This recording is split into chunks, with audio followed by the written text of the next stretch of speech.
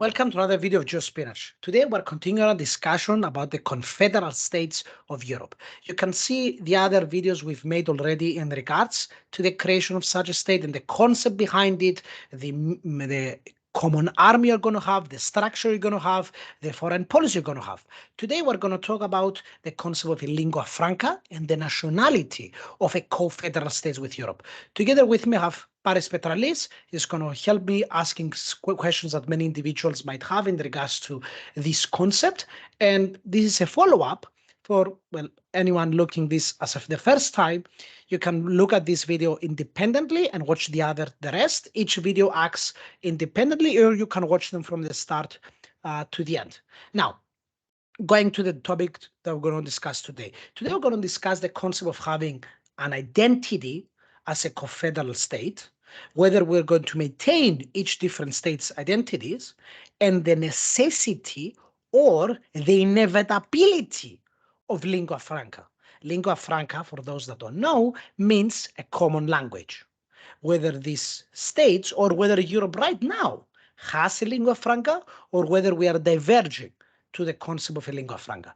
Now, to do a very small introduction on this, Europe currently is diverging towards lingua franca, either within the concept of federalism or co-federalism or nation state, or even without those things, we are migrating towards the concept of lingua franca. We're all talking English. And the irony, the English are outside the EU, and we're still talking English. The English just took over. They inevitably took over. Now, in my opinion, while language plays a very important role when it comes to identity, and personally, I'm a conservative and I truly love my Greek Cypriot identity, and this is practically what defines me. I grew in this land and I want to die in this land. To have a state, and specifically super states such as the EU and even a confederal states of the EU, inevitably you need a common identity. And without such a common identity, a state will inevitably break up. One of the big issues we currently see in Europe is the fact that each individual cares more about his country per se rather than the whole of Europe, because they don't feel to be represented across the whole of Europe. They don't feel the reasons that they will want to benefit from the whole of Europe. Now, my argument is, since you have free movements of people, and we already have that, you have common currency and you have the ability of individuals to go and study abroad and work abroad, inevitably we are converging to a stage of a lingua franca, of having a common language. And I'm of the opinion that even as a conservative, you cannot fight what is practically already happening in the world. We are all converging towards English. Now, my opinion is very practical. Since we're all converging towards English, then let's just take English as a primary language. That does not mean you're going to force every person to speak only English and just kill all of the other languages. All of the other languages are important for Europe. But at the same time, you can have a common language that everyone can converse in. So many countries, for example, such as Luxembourg, the Netherlands, which is very good English speaking, kids are taught multiple languages. Cyprus, for example, our country, serves all legal documents both in Greek, Turkish, and in English. The same with Switzerland, they serve French, German, Italian. You can have each individual state will have to abide by one primary language. That would be, for example, English. And outside of that, each state can decide what other language they would like to use. And whether that language survives or not, well, we just leave it to time and to history to tell. Practically, that's it. And I know for some people that's sad, and many people want to keep their language, and their language is part of their identity, which it is, and nothing stops them from doing so. But at the same time, that's the very important thing. The Confederal States of Europe has to abide with the concept of classical liberal values, the idea of independent choice. If people don't want to use a language, or that language is not much use to them, then forcing that language even further gives you practically no benefits, because inevitably that the language is going to prevail, as English have done, and you forcing your population to abide by another language, you're only going to get negative side effects.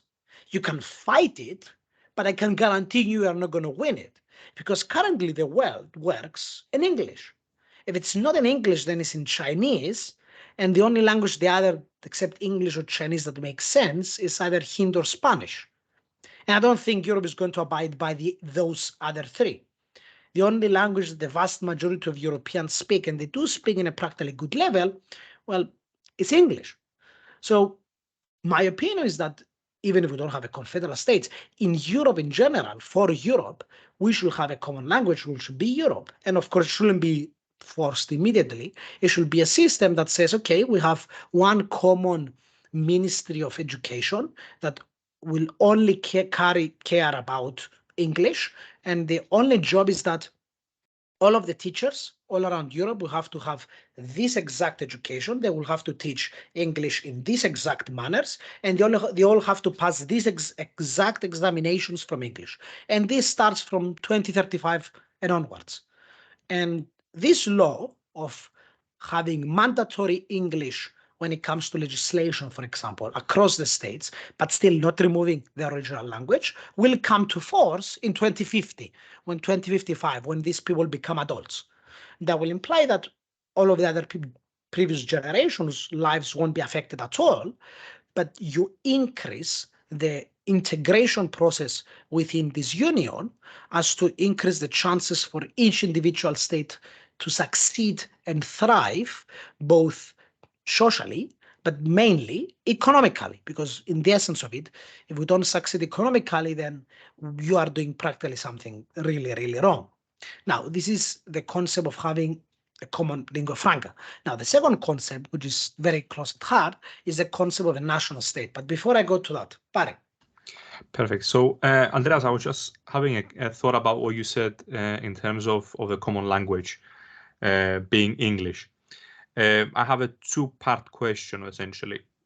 First of all, is how many years in the future do you envisage that national languages will completely be obsolete, in the sense that if we introduce a system of English being as the dominant language within Europe, dominant both in the bureaucracy, in the legal system, and also inevitably everyday life, how many years in the future would you think that, for example, Greek or dialects or any other small language systems will become obsolete in the let's say in the shrine of a common language, in the shrine of well, actually, they won't become obsolete because European languages are very resilient. They had become obsolete in the United States, but because the United States was not the birthplace of those languages. And also, in contrast to the rest of the world, the languages of Europe have been practically stable for a couple of thousands of years. So they have really deep roots into individuals. Now, the majority of European languages are based on Latin.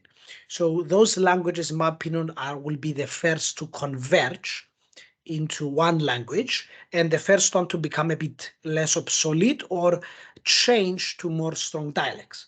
The other languages, such as Greek or Latvian, for example, which is very unique in their characteristics, and Slavic languages, in my opinion, will take much longer.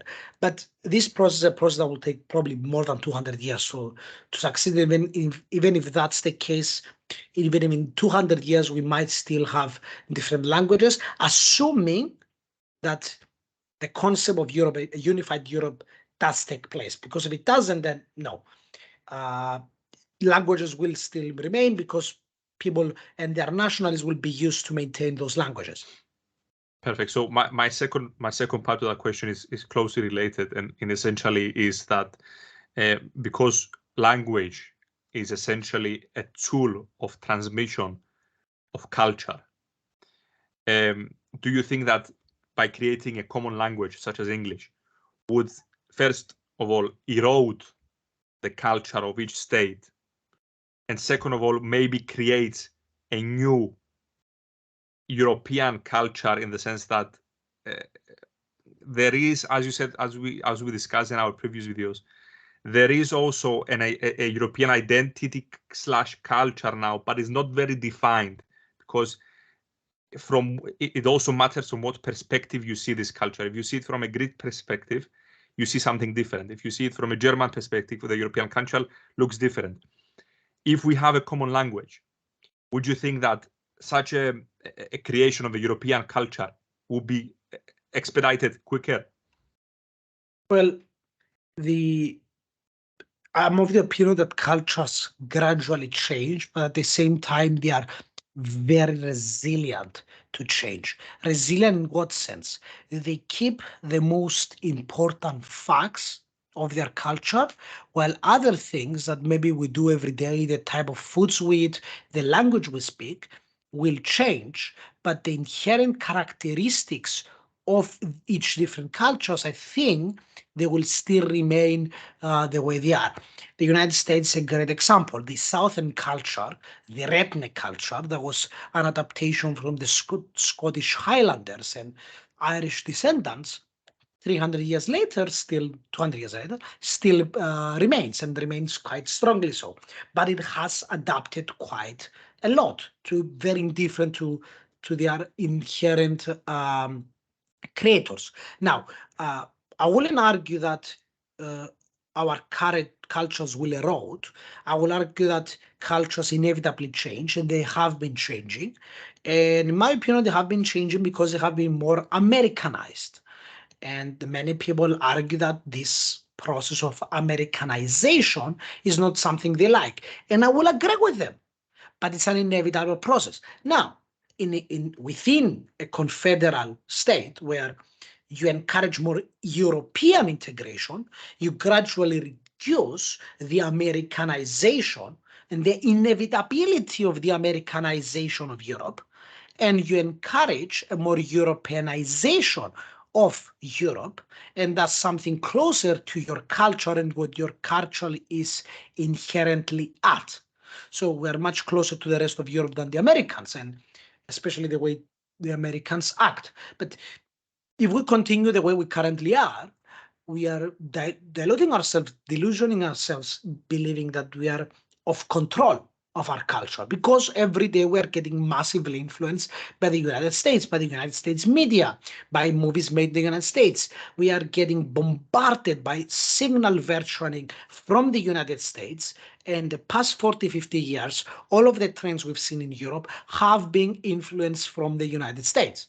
Now, all of the people that argue that this is going to ruin our culture, well, it has ruined our culture, but it was beyond our control because it was from a different country that we are abiding to, because they were our practical geopolitical overlords. The argument that I'm taking is that we take control of our future by having a more independent and a new nation state as a concept within Europe. Then it's easier for us to cultivate our own identity. And I'm of the opinion that creating such as an identity is very vital for the existence of our states. Currently in the United States, we see kind of a lack of identity of what it means to be an American. And this has deciding destructive effects to the state.